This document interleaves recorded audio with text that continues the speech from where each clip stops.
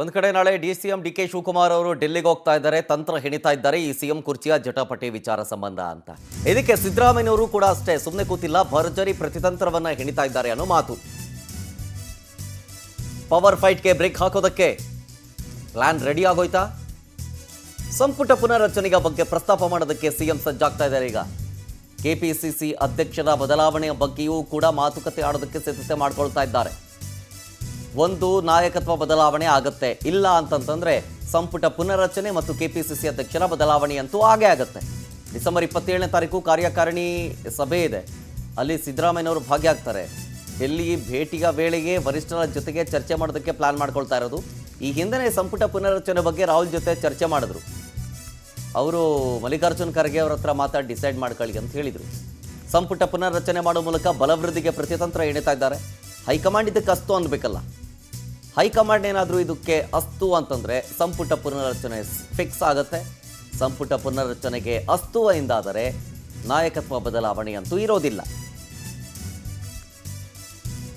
ಈಗ ಹೈಕಮಾಂಡ್ ನಾಯಕರ ಬಳಿ ಚೆಂಡಿರೋದ್ರಿಂದಾಗಿ ಹೈಕಮಾಂಡ್ ನಾಯಕರಿಗೆ ಅತ್ತ ಹೋದರೆ ದರಿ ಇತ್ತ ಬಂದರೆ ಪುಲಿ ಅನ್ನುವಂಥ ಪರಿಸ್ಥಿತಿ. ಈಗ ಡಿ ಕೆ ಶಿವಕುಮಾರ್ ಅವ್ರಿಗೆ ಒಂದು ಕಡೆ ನಾಯಕತ್ವ ಬದಲಾವಣೆ ಅಂದರೆ ಸಿಎಂ ಪಟ್ಟವನ್ನು ಕಟ್ಟಬೇಕು, ಆಗಲಿಲ್ಲ ಅಂತಂದರೆ ಈ ಕಡೆ ಸಂಪುಟ ಪುನರ್ರಚನೆಯಂತೂ ಮಾಡಲೇಬೇಕು. ಏನೇ ಮಾಡಿದ್ರೂ ಕೂಡ ರಾಜ್ಯ ಕಾಂಗ್ರೆಸ್ನಲ್ಲಂತೂ ಒಂದಷ್ಟು ಬೆಳವಣಿಗೆಗಳಾಗೋದಂತೂ ನಿಕ್ಕಿ. ಡೀಟೇಲ್ಸ್ ಕೊಡ್ತಾರೆ ಇದ್ರ ಬಗ್ಗೆ ನಮ್ಮ ಪ್ರತಿನಿಧಿ ಆನಂದ್ ಫೋನ್ ಸಂಪರ್ಕದಲ್ಲಿ.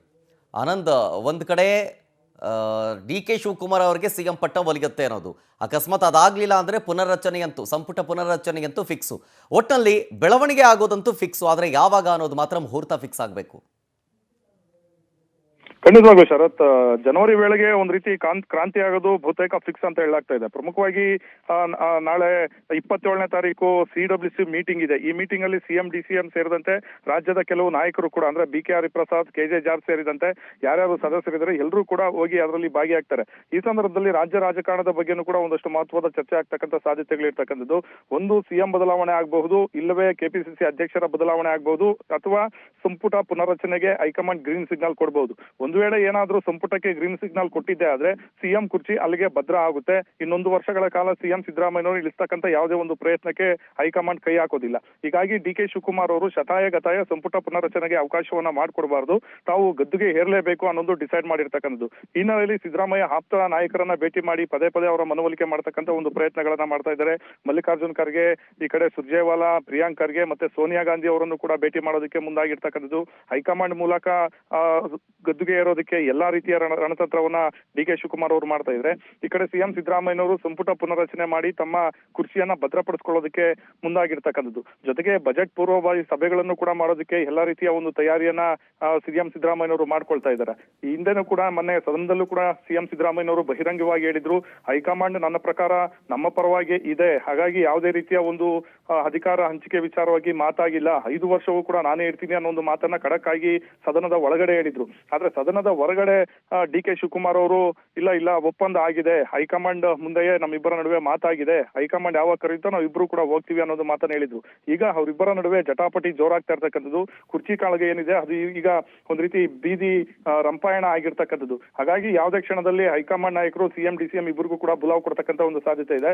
ಈಗಾಗಲೇ ಡಿ ಕೆ ಶಿವಕುಮಾರ್ ಅವರು ಕೂಡ ನಾಳೆ ಅಥವಾ ನಾಡಿದ್ದು ದೆಹಲಿಗೆ ಹೋಗೋದಕ್ಕೆ ತೀರ್ಮಾನವನ್ನ ಮಾಡ್ಕೊಂಡಿದ್ದಾರೆ. ಸಿಎಂ ಸಿದ್ದರಾಮಯ್ಯನವರು 25 ಅಥವಾ 26ನೇ ತಾರೀಕು ದೆಹಲಿಗೆ ಹೋಗಿ ಪ್ರತ್ಯೇಕವಾಗಿ ಹೈಕಮಾಂಡ್ ನಾಯಕರನ್ನ ಭೇಟಿ ಮಾಡೋದಕ್ಕೆ ಮುಂದಾಗಿರ್ತಕ್ಕಂಥದ್ದು. ಹಾಗಾಗಿ ಇಬ್ಬರ ನಾಯಕರು ಆ ಕುರ್ಚಿ ಗದ್ದುಗೆ ಇರ್ತಕ್ಕಂಥ ಒಂದು ನಿಟ್ಟಿನಲ್ಲಿ ಎಲ್ಲಾ ರೀತಿಯ ಒಂದು ತಂತ್ರವನ್ನ ಡಿ ಕೆ ಶಿವಕುಮಾರ್ ಅವರು ಮಾಡ್ತಾ ಇದ್ದಾರೆ. ಈ ಕಡೆ ಸಿಎಂ ಸಿದ್ದರಾಮಯ್ಯನವರು ಸಂಪುಟ ಪುನರ್ರಚನೆ ಆಗಲೇಬೇಕು ಅನ್ನೋ ಒಂದು ನಿಟ್ಟಿನಲ್ಲಿ ಹೈಕಮಾಂಡ್ ಮೇಲೆ ನಿರಂತರವಾದಂತಹ ಒಂದು ಒತ್ತಡವನ್ನ ಹೇರ್ತಾ ಇದ್ದಾರೆ. ಇದ್ರ ಜೊತೆಗೆ ತಮ್ಮ ಆಪ್ತ ಶಾಸಕರು, ಆಪ್ತ ಸಚಿವರ ಮೂಲಕ ಹೈಕಮಾಂಡ್ ಮೇಲೆ ಒತ್ತಡ ಇರ್ತಕ್ಕಂಥ ಒಂದು ತಂತ್ರಗಳನ್ನು ಕೂಡ ಮಾಡ್ತಾ ಇದ್ದಾರೆ. ಅಂದ್ರೆ ತಾವೇನಾದ್ರೂ ನಾಯಕತ್ವ ಬದಲಾವಣೆ ಅಂತ ತೀರ್ಮಾನಕ್ಕೆ ಕೈ ಹಾಕಿದ್ದೆ ಆದ್ರೆ ಶಾಸಕರ ಅಭಿಪ್ರಾಯವನ್ನ ಕೇಳಲೇಬೇಕು. CLP ಯಲ್ಲಿ ಯಾವುದೇ ಒಂದು ಚರ್ಚೆ ಆಗಿಲ್ಲ ಅನ್ನೋ ಒಂದು ಮಾತನ್ನ ಬಲವಾಗಿ ಹೈಕಮಾಂಡ್ ಮುಂದೆ ಹೇಳೋದಕ್ಕೆ ಸಿಎಂ ಮತ್ತೆ ಟೀಮ್ ಮುಂದಾಗಿರ್ತಕ್ಕಂಥದ್ದು. ಈ ಕಡೆ ಡಿ ಕೆ ಶಿವಕುಮಾರ್ ಅವರು ಕೂಡ ಶಾಸಕರ ಒಂದು ಬಲವನ್ನ ಹೆಚ್ಚಿಸಿಕೊಳ್ಳೋದಕ್ಕೆ ಎಲ್ಲಾ ಒಂದು ನಾಯಕರನ್ನ ವಿಶ್ವಾಸಕ್ಕೆ ತೆಗೆದುಕೊಳ್ತಕ್ಕಂಥ ಒಂದು ಪ್ರಯತ್ನವನ್ನ ಮಾಡ್ತಾ ಇದ್ದಾರೆ. ಅಂತಿಮವಾಗಿ 27ನೇ ತಾರೀಕು CWC ಮೀಟಿಂಗ್ ಏನಿದೆ, ಈ ಮೀಟಿಂಗ್ ಆದ ಬಳಿಕ ಸಿಎಂ ಮತ್ತೆ DCM ಇಬ್ರು ಕೂಡ ಪ್ರತ್ಯೇಕವಾಗಿ ರಾಹುಲ್ ಗಾಂಧಿ ಅವರನ್ನ ಮತ್ತೆ KC ವೇಣುಗೋಪಾಲ್, ಮಲ್ಲಿಕಾರ್ಜುನ್ ಖರ್ಗೆ ಸೇರಿದಂತೆ ಕೆಲವು ನಾಯಕರನ್ನ ಭೇಟಿ ಮಾಡಿ ಎಲ್ಲದಕ್ಕೂ ಕೂಡ ಒಂದು ಇತ್ಯರ್ಥ ಆಡ್ಬೇಕು ಅನ್ನೋ ನಿಟ್ಟಿನಲ್ಲಿ ಮನವಿ ಮಾಡ್ತಾರೆ. ತದನಂತರ ತದನಂತರ ಹೈಕಮಾಂಡ್ ಯಾವ ತೀರ್ಮಾನ ತೆಗೆದುಕೊಳ್ಳುತ್ತೋ ಅದು ರಾಜ್ಯ ಒಂದು ಸಿಎಂ ಸಿದ್ದರಾಮಯ್ಯ ಮತ್ತೆ ಡಿ ಕೆ ಶಿವಕುಮಾರ್ ಅವರ ರಾಜಕೀಯ ಭವಿಷ್ಯದ ಮೇಲೆ ಇರುತ್ತೆ. Sharath. Yes, thank you Anand ಡೀಟೇಲ್ಸ್ಗಾಗಿ.